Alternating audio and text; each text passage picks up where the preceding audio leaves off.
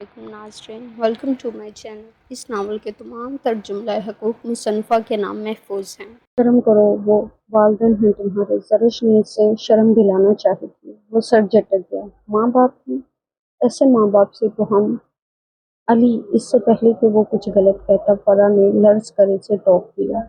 वो खुद भी लब बेंच कर उठ खड़ा हुआ। छोड़ो इस टॉपिक को, गोली मारो, रोज़ की बात है ये।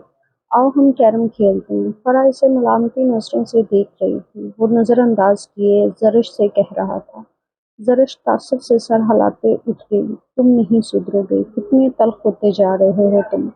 आइंदा ताया जान और ताई अम्मी के लिए ऐसी बात मत कहना, वो वालिदैन हैं तुम्हारे। कभी अपनी औलाद का बुरा नहीं चाहते वो। इसे नाज़हा बनी समझा रही थी। अली हंस दिया। अंदर ही अंदर इसे अपने अल्फाज की तलखी का एहसास भी हुआ था। आई एम सॉरी, ओके, आइंदा नहीं कहूँगा अब। तुम दोनों हंस दो, प्लीज़ प्लीज़। वो एकदम हाथ जोड़कर खड़ा हो गया था। दोनों ही हंस दी। चलो इस खुशी में कैरम खेलते हैं। अम्मी दवाई खाकर सोई हैं। रात से पहले तो वो उठेंगी नहीं। आज जी भर कर मौज करेंगे। वो फौरन अपनी जून में लौट आया था। फरा और ज़रिश दोनों ने इसकी हाँ में हाँ मिलाई थी। कितने दिनों बाद तो इन्हें खेलने का मौका मिल रहा था। नबीरा, वो किचन में खड़ी मसाला भून रही थी जब पीछे से भाभी नूरीन ने आवाज़ दी थी। जी भाभी। वो फौरन पलटी थी। सब कुछ तैयार है, तुम नहा कर कपड़े वगैरह बदल लो, मैं ये सब कर लूँगी। बाद में अगर मेहमान आ गए ना, तो तुम इसी खुलिये में इनके सामने चली आओगी। नूरीन भाभी कह रही थी। इनकी आखिरी बात सुनकर वो हंस दी। मंगनी के बाद पहली बार फारूक चचा फैमिली समेत डिनर पर इनवाइटेड थे। अम्मा ने साथ ही हमीद चचा की फैमिली को भी इनवाइट कर लिया था। वो और भाभी सुबह से किचन में घुसी खाना पकाने के चक्कर में उलझी हुई थी। इस दौरान घर की भी अच्छी खासी सफाई सुथराई कर ली गई थी। सब कुछ तैयार था, सिर्फ कोफ्तों का सालन तैयार करना बाकी था। बाकी सारा काम हो चुका था। कोफ्ते भी तैयार थे। वो मसाला भून रही थी जब भाभी को इसके हुलिये का एहसास हुआ था। सारा दिन काम की वजह से वो अच्छी खासी पीली लग रही थी। तब ही इन्होंने उसे किचन से जाने को कहा था। हो जाऊंगी तैयार, अभी अच्छा खासा वक्त है। इसने नज़रअंदाज किया। नहीं, बिल्कुल नहीं, तुम फौरन निकलो यहाँ से। भाभी ने इसके हाथ से चम्मच खींच लेना चाहा तो इसे किचन से निकलना ही पड़ा। अपने कमरे में अलमारी से अपना एक सूट निकालकर वो बाथरूम में घुस गई थी। नहा कर बाहर निकली तो अपने कमरे में साजदा बाजी के साथ नवाज की बड़ी बहन सनाफी को देखकर जिम सी गई थी। मंगनी के बाद पहली दफ़ा रूबरू सामना हो रहा था, वरना इसकी इनसे अच्छी खासी फ्रेंडशिप थी, मगर अब रिश्ता बदलते ही झिझक भी दरमियान में हाई हो गई थी। अस्सलाम वालेकुम। दोनों ने मुश्तरका सलाम किया था।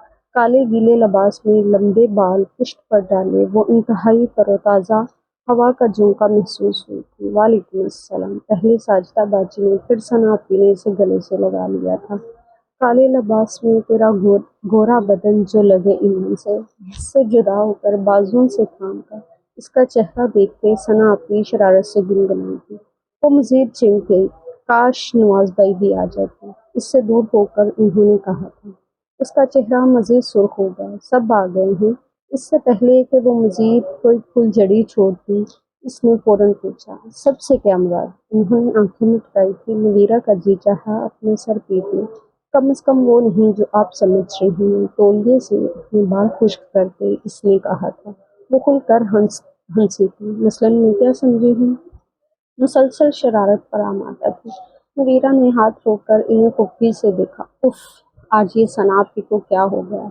वो साजदा बाजी, आप अकेले आई हैं? भाईजान और बच्चे नहीं आए? तौलिया एक तरफ डालकर ब्रश लेकर अपने लंबे बालों को वो सुलझाने लगी थी।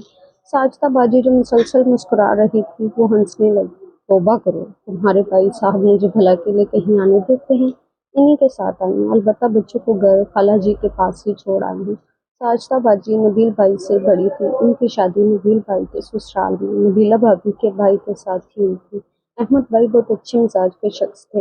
इधर नबीला भाभी भी सुलझी हुई मिलनसार तबीयत की मालिक थी।